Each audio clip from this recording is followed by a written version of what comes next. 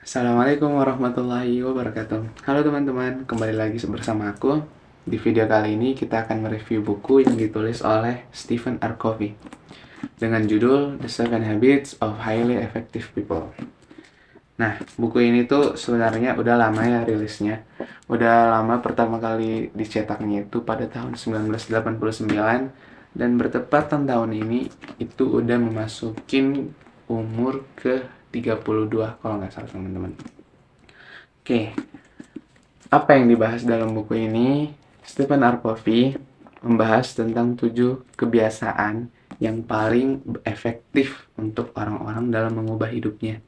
Nah, 7 kebiasaan ini bukan berarti jalan singkat ya, bukan berarti dalam waktu singkat kita bisa berubah gitu. Tapi 7 kebiasaan yang dimaksud oleh Stephen ini itu membutuhkan latihan dan waktu yang cukup lama, teman-teman.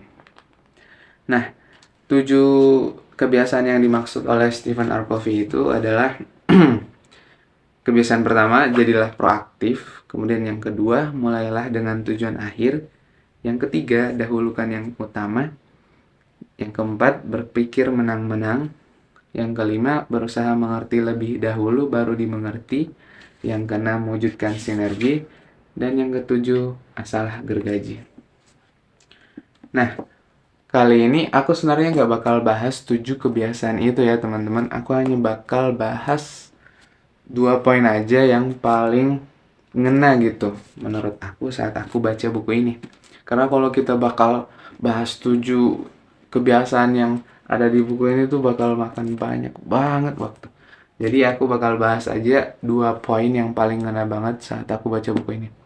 Oke, yang pertama, di buku ini Stephen R. Covey menulis tentang kebiasaan pertama, yaitu menjadi proaktif. Jadilah proaktif. Apa itu proaktif? Proaktif adalah orang-orang yang ketika dihadapkan pada masalah, dihadapkan pada ujian, dia dapat melalui itu dengan cara melihat dari sudut pandang lain pada masalah yang dihadapinya. Jadi contohnya nih, seorang mahasiswa atau seorang siswa lagi menghadapi ujian. Nah, di ujian tersebut dia gagal. Nah, orang proaktif ketika dihadapi dengan kegagalan, dia bakal melihat jalan keluar. Contohnya nih, dihadapin ujian, dia gagal di ujian tersebut, dia bakal bilang, aku bakal berusaha lebih keras lagi untuk ujian selanjutnya. Nah, lawan dari kata proaktif adalah reaktif. Orang-orang reaktif ketika dihadapkan pada masalah, dia akan menyalahkan keadaan, bakal menyalahkan orang lain. Nah, contohnya kalau gagal ujian nih, orang reaktif bakal bereaksi seperti ini. Gagal ujian, pasti gara-gara gurunya nih ngasih soal nggak pernah dipelajarin. Nah, orang reaktif bakal reaksinya sama kayak gitu.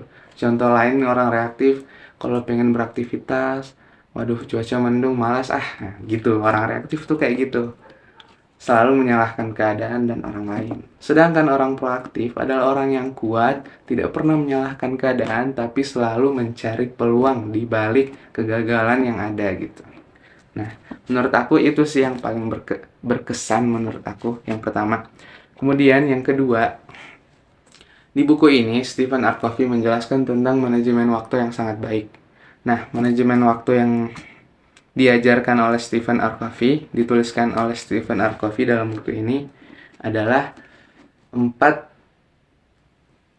kriteria ya, 4 kriteria dalam membagi waktu.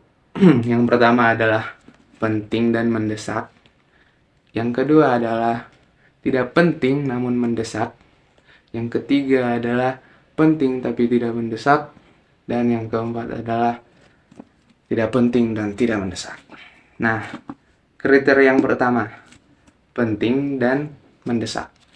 Nah, menurut Stephen R. Covey, untuk kriteria penting dan mendesak ini biasanya diisi oleh aktivitas atau proyek yang deadline-nya dekat atau sangat kritis gitu buat dikerjain.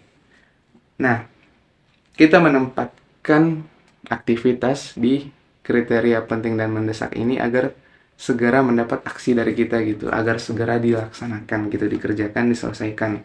Nah, untuk kriteria yang kedua, penting tapi tidak mendesak, Ini biasanya diisi oleh kegiatan-kegiatan yang sebenarnya penting tapi tidak memiliki deadline yang dekat. Jadi terkadang aktivitas yang dimasukkan ke dalam kriteria ini kadang itu dapat terlewat bahkan terlupakan. Walaupun sebenarnya penting tapi tidak memiliki deadline, jadi kita sebenarnya itu nggak ngeh gitu, ini nggak terlalu desak gitu, nanti aja lah gitu. Nah, contohnya tuh kayak olahraga, makan sehat. Nah, itu penting tapi tidak mendesak. Jadi menurut kita itu nanti aja lah, masih ada waktu lain gitu. Nah, kemudian yang kriteria yang ketiga, tidak penting tapi mendesak. Nah, karena aktivitas yang masuk ke dalam kriteria ini nggak penting walaupun mendesak, Stephen R. Covey menyarankan kita untuk meminta pertolongan orang lain untuk mengerjakan aktivitas yang masuk ke kriteria ini. Contohnya tuh kayak bersih-bersih rumah, cuci baju gitu ya.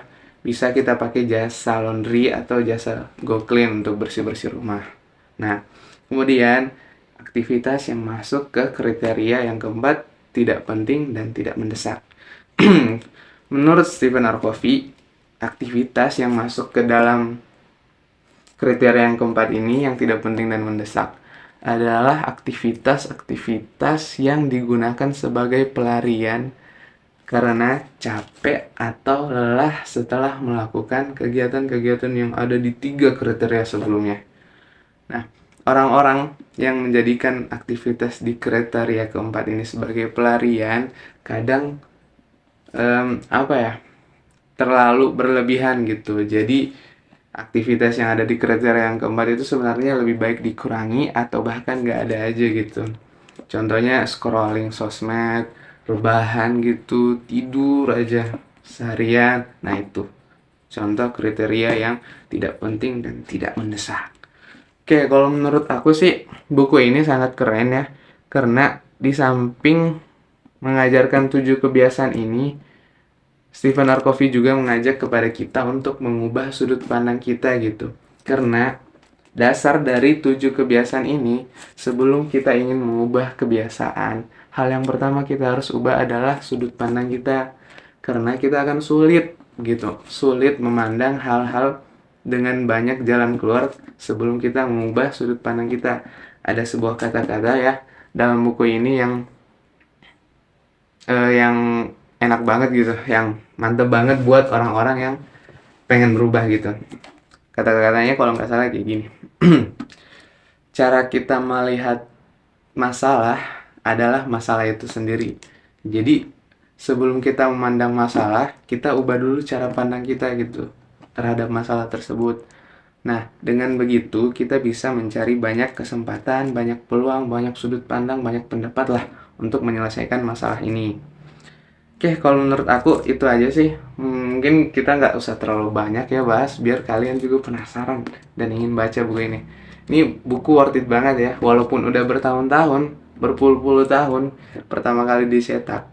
Buku ini tetap worth it hingga zaman sekarang. Oke, mungkin cukup sekian ya teman-teman. Assalamualaikum warahmatullahi wabarakatuh.